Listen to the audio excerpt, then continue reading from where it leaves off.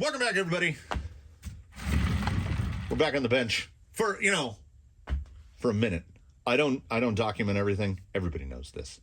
We're going to do something and then show it to you and then do something else and then show you that.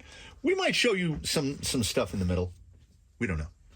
Anyway, it came from the workbench. We're bringing back not an old friend. I mean, how long has Jake been around? It's been a couple months.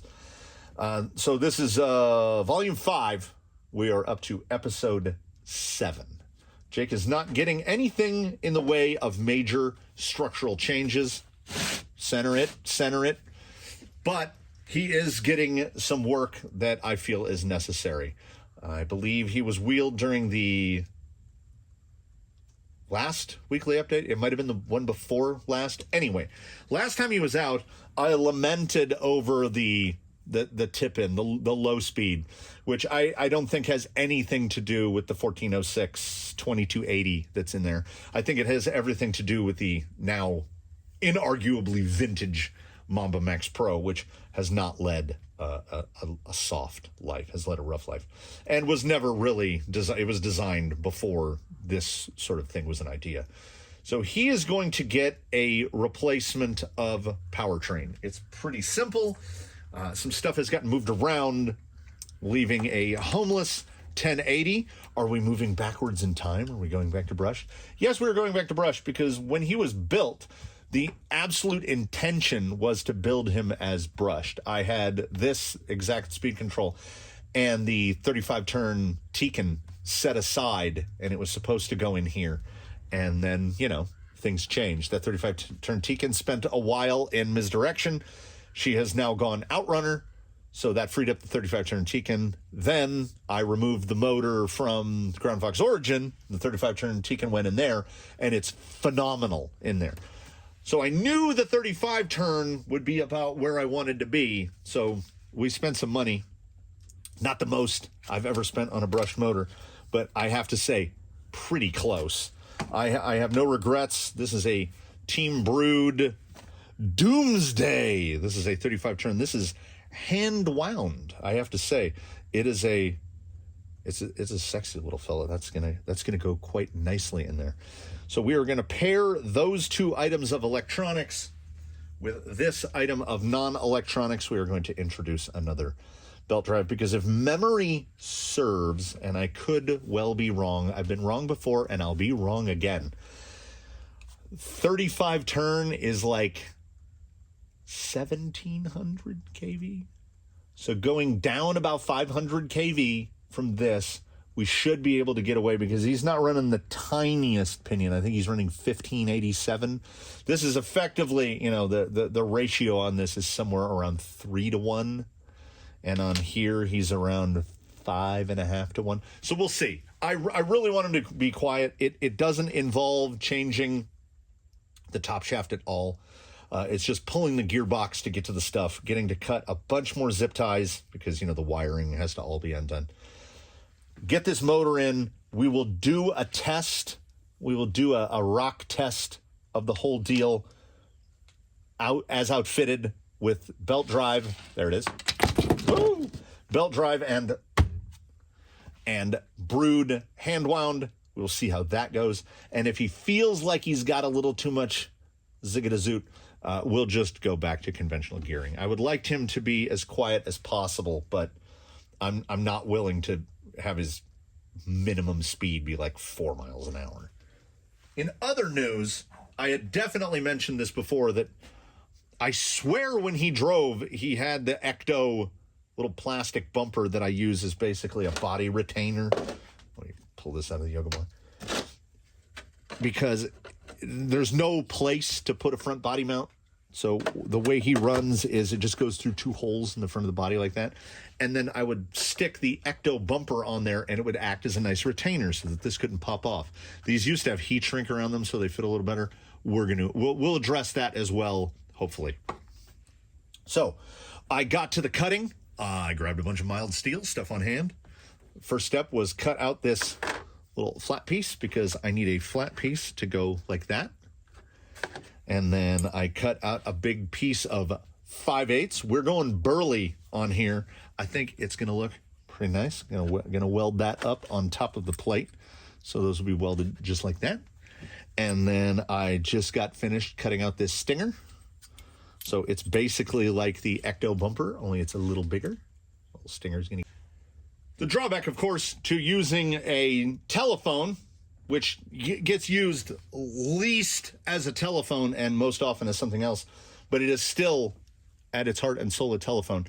If you're using a telephone to record your content, if you get a phone call, it defaults to what it was originally built at. So it just stops the recording wherever that is. I'm not 100% sure where that stop took place because I wasn't staring at the screen at the time. So before this guy goes anywhere, some parts are going to have to get taken off because we're going to have to cut some stuff up. Hopefully not too much.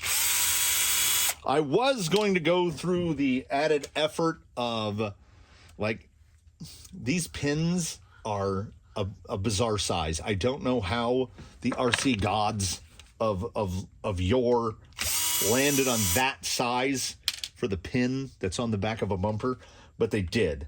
So I haven't found, if there's a steel out there that is that size, I haven't found it yet. So what I usually have to do is take it and chuck it up in the lathe and turn it down.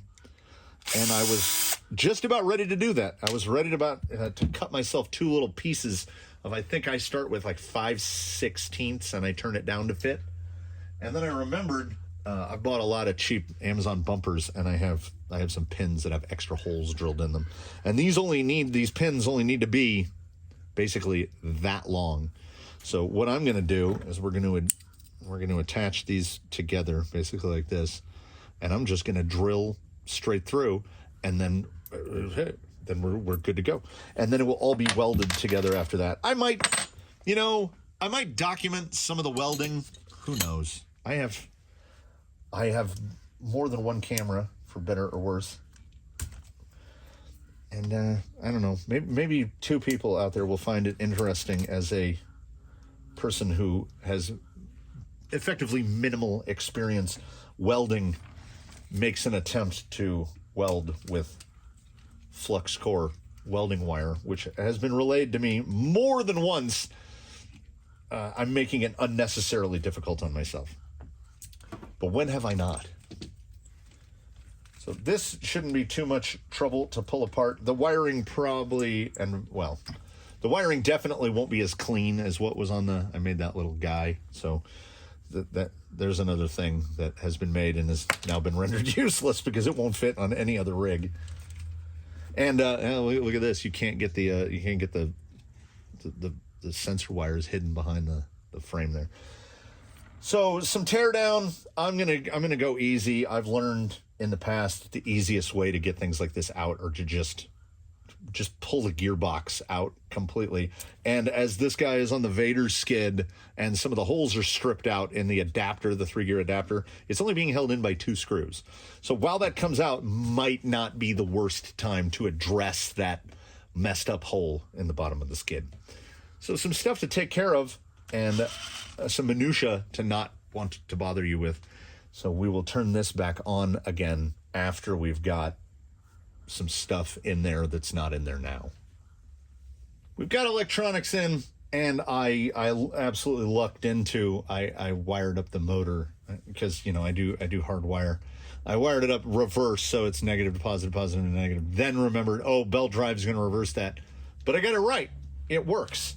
So we've got a collaboration of problems I don't understand and problems self-made.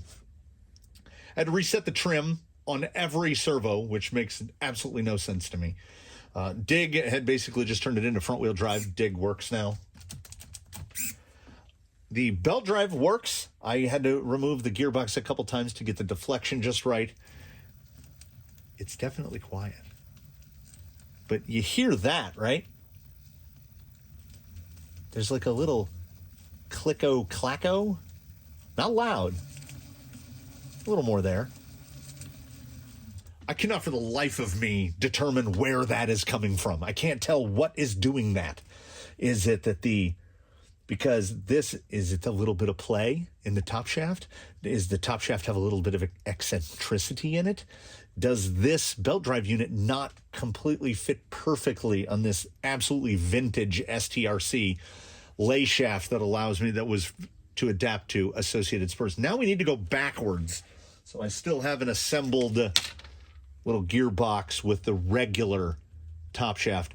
I might end up having to take this whole thing apart to put that top shaft in it, because this is another one of the little center dig units, and it fits a lot better on there. I think there's a tiny bit of wobble in this one, and I think that's where we're getting a little clickety click. Rear drive shaft also gets a little funky at full droop. Yeah, see, a little quieter there. But there's definitely somebody's rolling dem bones in the distance going on. Also, this is the Spare Time Hobbies skid on here, because when Jake was initially built, he was built to accommodate Capra skid, Capra gearbox. Then I found out that the gearing, that's not a possible thing. And that was when he went to the Amazon Dig gearbox. So I'm using the Vader adapter. And as I mentioned, 2 screws, one of them is stripped out. So that is stripped out in the adapter. Virtually every screw that holds this into the vehicle is also stripped out. Now, do I have other skids? Yes, I suppose I could just drop one in. The problem with that being that then every link length would change. As you can see, these are very long links. And I feel like some of Jake's handling prowess is brought about by how little space there is between the front links and the rear links. He seems to work really well in this configuration. So until the center of him just outright falls apart, and as I look at it, I think I might be able to get a screw all the way. I can make like a spacer and put 2 screws to hold the middle of the thing together. And I might be able to get something in the front as well. We'll see what happens. But for now, we're going to run it as it is. It gets up to pretty spicy. I can tip in pretty low. That's not bad. It does get to that might be too much sauce. So we on rocks, we'll have to see what drag brake feels like. We'll have to see what tip in feels like. We'll have to see, that first 10% of the band where we tend to do a lot of work. Is it too hard to stay in that band? I love this, but I'm not willing to sacrifice the ability to actually go slow. Like, see that wheel speed? It looks a little high to me. Unloaded, it doesn't mean quite so much. Let's see here. Yeah, there's quite a bit of dead in the trigger. Come on, you can get up that foam block. Yeah, it feels like right there. You can see there was a little surge right there. That surge wasn't me. That was the motor was loaded, and I think I'm having to hold the RPM a little higher than should be. So when it got clear, it just... We'll see if that's a problem, because like I said, going to these belt drive units is like going up about 6 teeth on a pinion. Would I run 2186, 2184, 2187, whatever's on here? I don't know. We will find out. We'll find out. If it feels okay, I will switch the top shaft to go back to this. If it doesn't feel okay, we're just going to have to go back to the other gearing. But before we set foot outside, you will still take note that he's a little wide open here in the middle. I need to do some drilling. I need to do some tapping.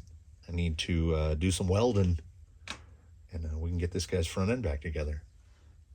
Ignore anything back here. Nothing has changed. My hands are just more gray.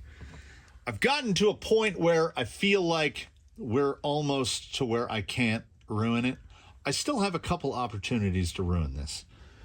We have got to affix this mighty metal bar, which is not unsubstantial in weight. We have to affix that along there. So we've got that. Well, I'll get it as straight as I possibly can. And then the part where everything can really go awry is where I have to attach the stinger. And because of the way this is affixed, I got to get that angle set and that tacked because I don't have any opportunity to move it, because I figured I'll start from the back. I have those little bits cut down as nibbly-nubbly as they can be. They will go right on. It looks like it's going to lap over the body and hold it down the way I want it to. We're getting now to the point where I've got to get that lined up. I'm going to go to the flat edge and the flat edge and try to get that welded up as non-hideously as possible. I figure I can grind most of it off and get it smoothed down. I want to come around the edges here. I don't know if I'm going to run a bead along the top there because my beads look like hot garbage. If I can get a bead along there, I should be able to grind it out with a grinding point, get down in there. And then, because I got to get it all the way clean so I can tack this on. And I'm extraordinarily happy with how this came out. It's like the right spacing. It's, missed my feet. It's a 2-finger handle, and I do love a Stinger bumper because it's like building in a handle. And that'll be that. We will get to welding here shortly. I've got to like wire wheel these up in the hopes that I can. I mean, we got flash rust already. We will wire wheel these up in the hopes that the crappy flux core wire will actually stick, and then we can find out if the belt drive is actually functional. We'll get there. We'll get there eventually. You have to take into mind, everyone, that the amount of time that passes on YouTube. My videos are not short. I make like a feature length. I make like an hour-long TV show length episode. That's kind of where I live. But just think about how much time actually passes to get it trimmed down to what we end up with. Actually, don't think about that. It's too much.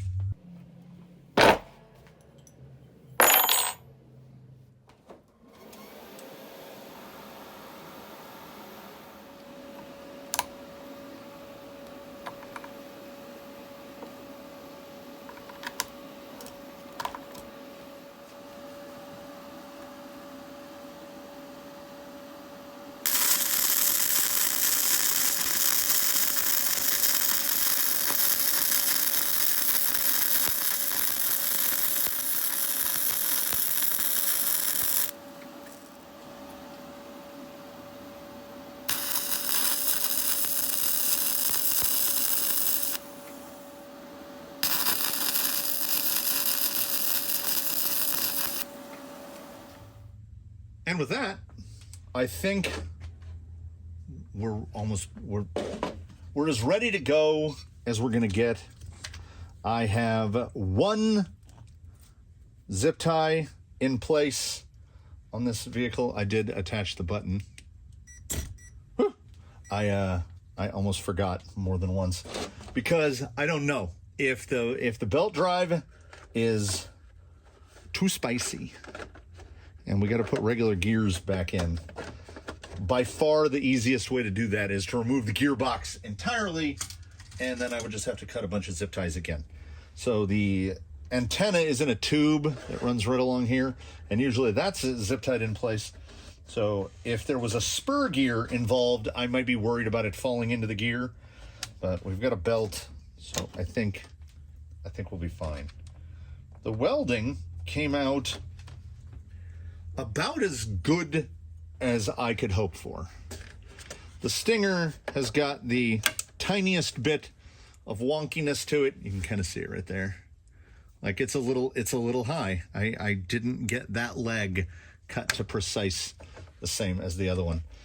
But the fitment is spot on. It's got about the exact amount of little lean I wanted on the Stinger. It's ergonomic. You can pull it right out. I had it to where you could pick it up before. Yeah, there you go. I'm holding it. You can't see my hand, but I'm holding it. Look. All right. I will have to think of something. I don't know. I will think of some way to make that retain a little better. I don't think it's going to fall out. Let's hope it doesn't fall out. We're going to go drive it for a minute. Everything still works. And what we do, we hope for the best. Time in the canyon does not move with any sense of linearity. in between the time I last spoke to you, which was a few seconds ago for you. It's been over an hour for me. I was attempting to set up a tiny little CNC machine, and it was so infuriating that I feel moved towards acts of violence. There's something going on with Jake. I don't know if it's the gearbox, I don't know if it's the drive shafts, I don't know if it's the relationship between the belt drive unit and the top shaft. I don't know what it is, but he's clicky and clacky and should not be. Low speed is pretty good. If I can get this over, please. That is the loudest servo I own.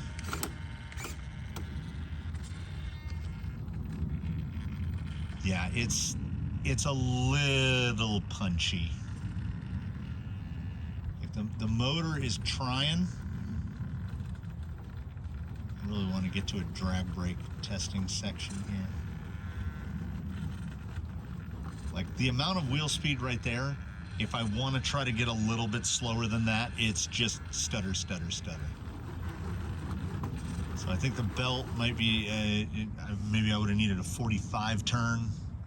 I didn't have the belt drive in my mind because the time between ordering the motor and now, Zoidberg didn't have a belt drive at that time. I hadn't tried the Amazon belt drive on there.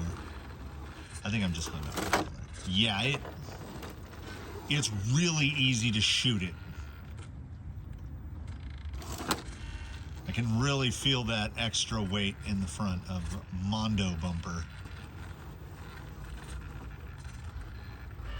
Yeah, I feel like I could get that rear end to pull a little better if I had a little bit less wheel speed, the ability to throw a little less wheel speed.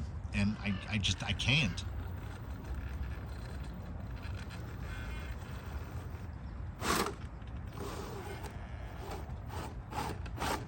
So we'll try an operation with more wheel speed.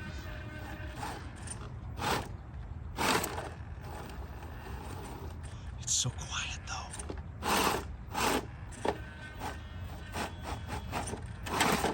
It's really pushing those dual, yeah.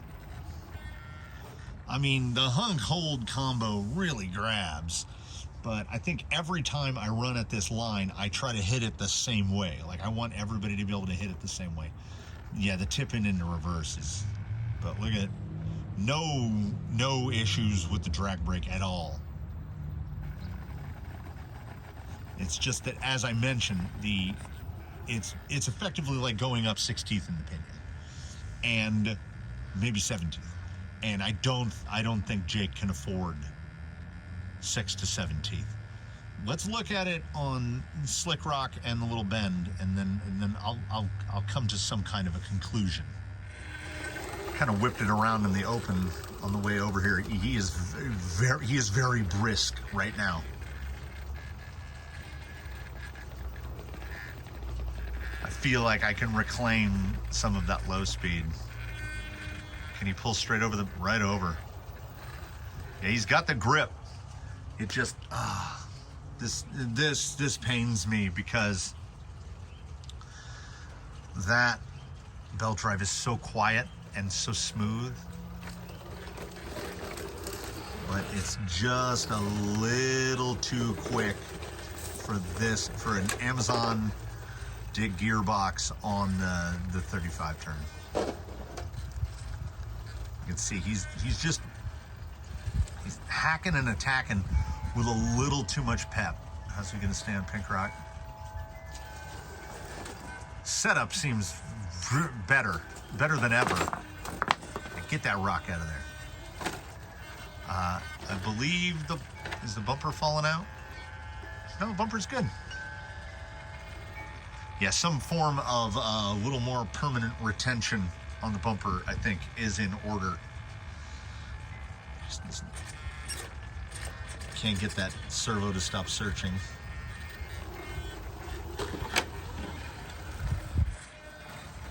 Yeah, it's just that speed. Yeah,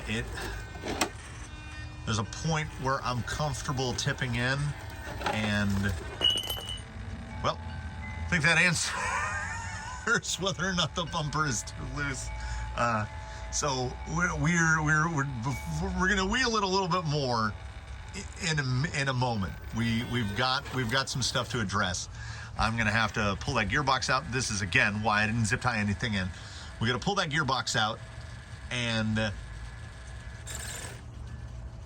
thank you, and put conventional spur and pinion back on,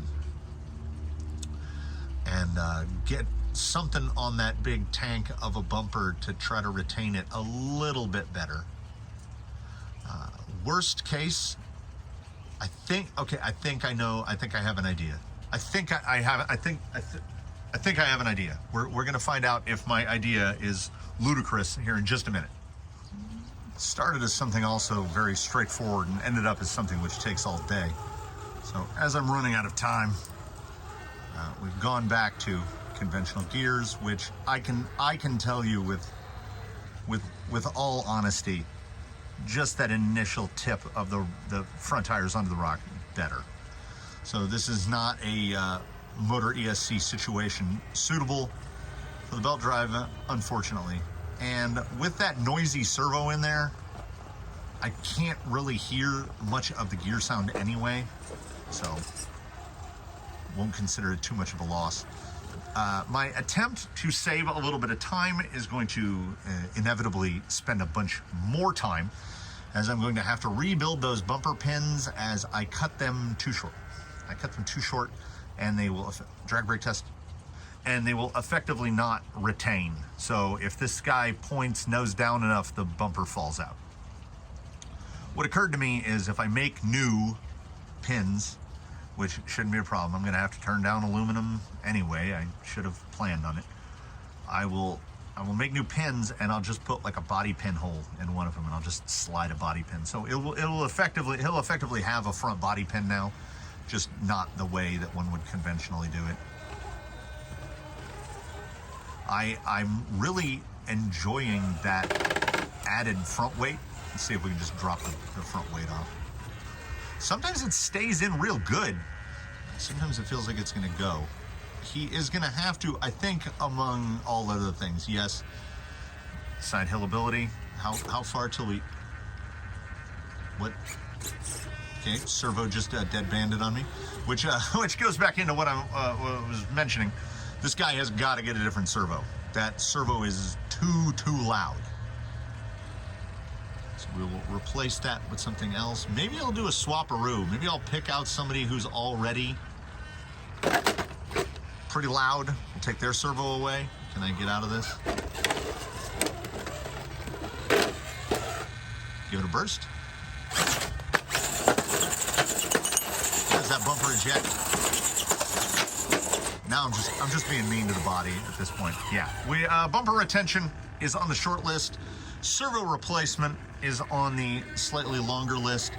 But everything else, I think front spring rate might be a little soft now that we've added. I mean, let's get that bumper out of frame so we don't have to look at it. There we are. The bumper is probably a 1/4 pound. So it is sprung weight, but it's way out on the nose. And I feel like it does help pull his front end down, as Jake has nothing in terms of added weight in the front. And I believe his rear wheels are, I want to see if I can paw up this. I believe his rear wheels are heavier than his front wheels. Trying to pull it back with dig. And done effectively. I don't think the gearing is final at all or perfect. The 87 went back in. It's running on a 16 because the 15 that came out, I don't know where that went. It's somewhere. But here are the conclusion of what started off as a 20-minute thing and turned into an entire day. I'm very happy with the drag brake. I'm happy with the low speed control. I'm happy with the bumper once I make new pins and manage to actually retain it. I think Jake ends the episode and the day better than when he began. I don't think we can ask for a whole lot more than that. I was really honestly hoping that if I went through all the work to make this heavy thing that's face down on the ground, if I went through all the work to make that, that the other one would just spontaneously make itself known, like it would appear. That has not happened yet. I'm still I'm gonna go forward with the finishing of that, and I got to make the new pins for the back. So that's it for this one. Jake has made his appearance for the day. He's much better. That motor is really nice. The low speed with the Mamba Max Pro slate combo was bad, and the low speed with this is very good. So, as a very loud propeller plane passes overhead here at the close, I'd like to thank everyone for watching. Please do comment below if you have any questions about Jake that I haven't addressed. Maybe it's a helicopter? I don't know. It's loud. And, you know, we'll just wrap it. We'll say thanks again for watching. Tune in for the next one. It is a helicopter. And, as usual, everybody, do your very best. Have a good one. We will see you in the next one.